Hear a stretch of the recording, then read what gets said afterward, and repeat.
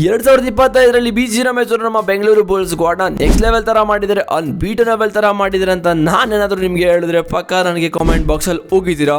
So ಈ ಒಂದು ಸ್ಕ್ವಾಡಲ್ಲಿ ನಾವು ಮಾತಾಡ್ತಾ ಇರೋದು ಸ್ಟಾರ್ಟಿಂಗ್ 7 ಬಗ್ಗೆ ಈ ಒಂದು ವಿಡಿಯೋದಲ್ಲಿ. ಮತ್ತು ಈ ಒಂದು ವಿಡಿಯೋದಲ್ಲಿ ಸ್ಟಾರ್ಟಿಂಗ್ 7 ಮತ್ತು ಬೆಂಗಳೂರು ಬುಲ್ಸ್ದು ಪ್ಲಸ್ ಆ್ಯಂಡ್ ಮೈನಸ್ ಬಗ್ಗೆ ಮಾತಾಡೋದ. ಚಾನಲ್ಗೆ ಸಬ್ಸ್ಕ್ರೈಬ್ ಮಾಡಿದರೆ ಪಟಂತ ಮಾಡ್ಕೊಳ್ಳಿ. ಹಾಗಿದ್ರೆ ಫಸ್ಟು ಪ್ಲೇಯರು ಯೋಗೇಶ್ ದಯಾ. ಇವರು ಲಾಸ್ಟ್ 2 ಸೀಸನ್ ಡಬಾಂಗ್ ಡೆಲ್ಲಿಗೆ ಆಡಿದ್ರು. ಅನ್ಲಿಮಿಟೆಡ್ ಪರ್ಫಾರ್ಮೆನ್ಸ್ನ ಕೊಟ್ಟಿರೋದು ಡಬಾಂಗ್ ಡೆಲ್ಲಿಲಿ ಮಗ. ಇವರು ಈ ಒಂದು ಸೀಸನ್ನು ರೈಟ್ ಕಾರ್ನರಲ್ಲಿ ಆಡ್ತಾರೆ. ಸಖತ್ ಡಿಫೆಂಡರ್ ಅಂತಲೇ ಹೇಳ್ಬೋದು ನಮ್ಮ ಬೆಂಗಳೂರು ಬುಲ್ಸ್ಗೆ. ಮತ್ತು ಎರಡನೇ ಪ್ಲೇಯರು ಆಕಾಶ್ ಶಿಂಡೆ.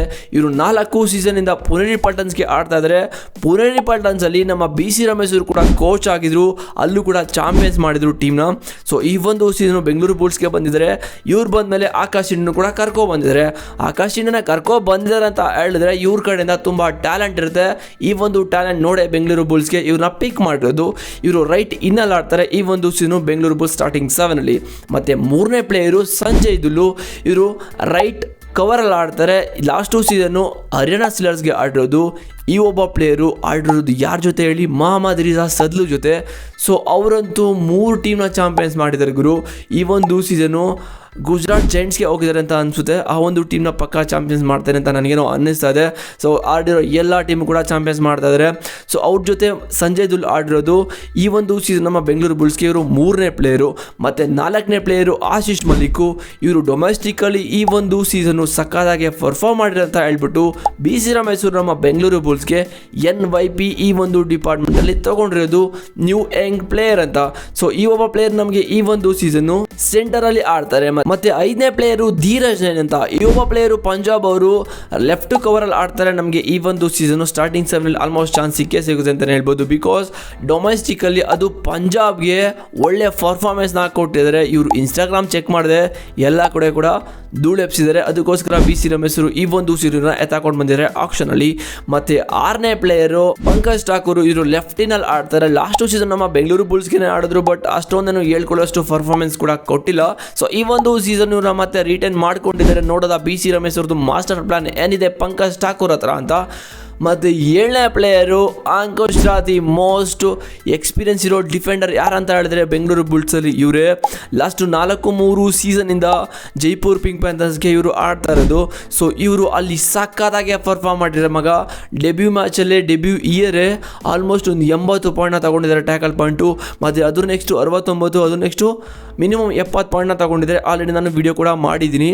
ಸೊ ಇವರು ನಮ್ಮ ಬೆಂಗಳೂರು ಬುಲ್ಸ್ಗೆ ಸಖತ್ ಪ್ಲೇಯರ್, ಸಖತ್ ಡಿಫೆಂಡರ್ ಅಂತಲೇ ಹೇಳ್ಬೋದು. ಯೋಗೇಶ್ ದಯಾ ಅಂಡ್ ಅಂಕುಶ್ ರಾತಿ ಸೇರಿಕೊಂಡ್ರೆ ಬೇರೆ ಎಲ್ಲ ರೈಡರ್ಸ್ನು ಕೂಡ ಉಡೀಶ್ ಮಾಡ್ತಾರೆ.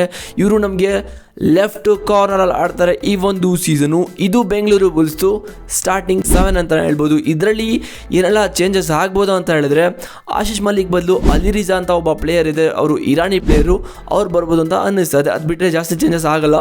ಇಲ್ಲ ಅಂತ ಹೇಳಿದ್ರೆ ಗಣೇಶ್ ಇದ್ದಾರೆ. ಲಾಸ್ಟ್ ವೀಡಿಯೋದಲ್ಲಿ ನಾನು ಒಂದು ವಿಡಿಯೋ ಮಾಡಿದ್ದೀನಿ, ಹೋಗಿ ನೋಡ್ಕೊಬನ್ನಿ. ಆ ಒಂದು ವಿಡಿಯೋದಲ್ಲಿ ಗಣೇಶ್ ಬಗ್ಗೆ ಸಖತ್ತಾಗಿ ಎಕ್ಸ್ಪ್ಲೇನ್ ಮಾಡಿದ್ದೀನಿ. ಅದನ್ನು ನೋಡಿದ್ರೆ ನಿಮ್ಗೆ ಗೊತ್ತಾಗುತ್ತೆ ಅವರು ನಮ್ಮ ಬೆಂಗಳೂರು ಬುಲ್ಸ್ಗೆ ಎಷ್ಟು ಮೋಸ್ಟ್ ಇಂಪಾರ್ಟೆಂಟ್ ರೈಡರ್ ಅಂತ.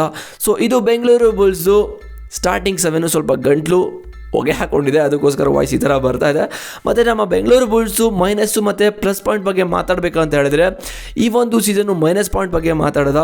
ಈ ಒಂದು ಸೀಸನ್ ಬೆಂಗಳೂರು ಬುಲ್ಸ್ ಸ್ಕ್ವಾಡಲ್ಲಿ ಮೋಸ್ಟ್ ಎಕ್ಸ್ಪೀರಿಯನ್ಸ್ ಇರೋ ಪ್ಲೇಯರ್ ಯಾರು ಕೂಡ ಇಲ್ಲ. ಯೋಗೇಶ್ ದಯಾ ಇದ್ದಾರೆ, ಮತ್ತು ಆಕಾಶ್ ಶಿಂಡೆ ಆ್ಯಂಡ್ ಅಂಕುಶ್ ರಾತಿ ಒಂದು ಬೆರಳಿಕೆ ಪ್ಲೇಯರ್ಸ್ ಅಷ್ಟೇ ಇರೋದು. ಅವ್ರು ಬಿಟ್ಟರೆ ಜಾಸ್ತಿ ಎಕ್ಸ್ಪೀರಿಯನ್ಸ್ ಇರೋ ಪ್ಲೇಯರ್ ಇಲ್ಲ. ಈ ಒಂದು ಸೀಸನ್ನು ಇದೇನಾದರೂ ಇಂಪ್ಯಾಕ್ಟ್ ಆದರೆ ಇದೊಂದು ಇಂಪ್ಯಾಕ್ಟ್ ಆಗ್ಬೋದು ಅಂತ ಹೇಳುತ್ತೆ. ಇಲ್ಲ ಅಂತ ಹೇಳಿದ್ರೆ ನಾವು ಪ್ಲಸ್ ಪಾಯಿಂಟ್ ಬಗ್ಗೆ ಮಾತಾಡಿದ್ರೆ ಬೆಂಗಳೂರು ಬುಲ್ಸು ಡಿಫೆನ್ಸು ಸಕ್ಕತ್ತಾಗಿದೆ. ಬೆಂಗಳೂರು ಬುಲ್ಸು ಸ್ಟಾರ್ಟಿಂಗ್ 7ನಲ್ಲಿ ಎಲ್ಲರೂ ಕೂಡ 3-4 ಜನ ಡಿಫೆಂಡರ್ಸ್ ಅಂತೂ ಅನ್ಲಿಮಿಟೆಡ್ ಆಗಿ ಪರ್ಫಾರ್ಮ್ ಮಾಡ್ತಾ ಇದ್ದಾರೆ. ಒಳ್ಳೆ ಸ್ಕಿಲ್ಸ್ ಕೂಡ ಇಟ್ಟಿದ್ದಾರೆ. ಸೊ ಇವರೇನಾದರೂ ಈ ಒಂದು ಸೀಸನು ಬೇರೆ ಟೀಮ್ಗಳಲ್ಲಿ ರೈಡರ್ಸ್ ಏನಾದರೂ ರೈಡಿಂಗ್ ಬಂದರೆ ಪಕ್ಕ ಹಿಡ್ದಾಕಿ ಕೌಚಾಕ್ತಾರೆ ಅಂತಲೇ ಹೇಳ್ತೀನಿ. ಸೊ ಇದು Bengaluru bulls plus and minus point. ಮತ್ತು ಇನ್ನೊಂದು ಮೈನಸ್ ಪಾಯಿಂಟ್ ಇದೆ, ಬೆಂಗಳೂರು ಬುಲ್ಸಲ್ಲಿ ಎಕ್ಸ್ಪೀರಿಯನ್ಸ್ ಇರೋ ರೈಡರ್ಸ್ ಯಾರೂ ಇಲ್ಲ. ಆಕಾಶ್ ಶಿಂಡೆ ಬಿಟ್ಟರೆ ಇನ್ನೆಲ್ಲರೂ ಕೂಡ ಡೊಮೆಸ್ಟಿಕಲ್ಲಿ ಪರ್ಫಾರ್ಮ್ ಮಾಡಿ ಬರ್ತಾರೋ. ಅದು ಬಿಟ್ಟರೆ ಯಾರು ಕೂಡ PKL ಆಡಿರೋ ಎಕ್ಸ್ಪೀರಿಯನ್ಸ್ ಯಾರು ಕೂಡ ಇಲ್ಲ. ಪಂಕಜ್ ಠಾಕೂರ್ ಕೂಡ ಇದೆ, ಅವರನ್ನು ಅಷ್ಟೊಂದೇನೋ ಗೊತ್ತಲ್ಲ ಯಾವ ಥರ ಪರ್ಫಾರ್ಮ್ ಮಾಡಿದರೆ, ನೋಡಬೇಕು ಏನಾಗುತ್ತೆ ಅಂತ. ಬಟ್ ನನ್ನ ಪ್ರಕಾರ BC ರಮೇಶ್ ಅವ್ರದ್ದು ಮಾಸ್ಟರ್ ಪ್ಲ್ಯಾನ್ ಇರೋದು ಇದು. ಈ ಒಂದು ಸೀಸನು ಎಲ್ಲ ಯಂಗ್ ಪ್ಲೇಯರ್ಸ್ನು ಎತ್ತಾಕೊಂಡು ಅವ್ರ ಕಡೆಯಿಂದ ಒಳ್ಳೊಳ್ಳೆ ಪಾಯಿಂಟ್ಸ್ನ ತೊಗೊಬಂದು ಮತ್ತು ಈ ಒಂದು ಸೀಸನ್ ಬೆಂಗಳೂರು ಬುಲ್ಸ್ನ ಚಾಂಪಿಯನ್ಸ್ ಮಾಡಬೇಕು ಅಂತ ಈ ಒಂದು ಮಾಸ್ಟರ್ ಪ್ಲಾನ್ ಇದೆ. ಬಿಕಾಸ್ ಯಂಗ್ ಪ್ಲೇಯರ್ಸ್ ಎಲ್ಲರೂ ಕೂಡ ಸಖತ್ತಾಗಿ ಎನರ್ಜಿನ ಸ್ಟೋರ್ ಮಾಡ್ಕೊಂಡಿರ್ತಾರೆ.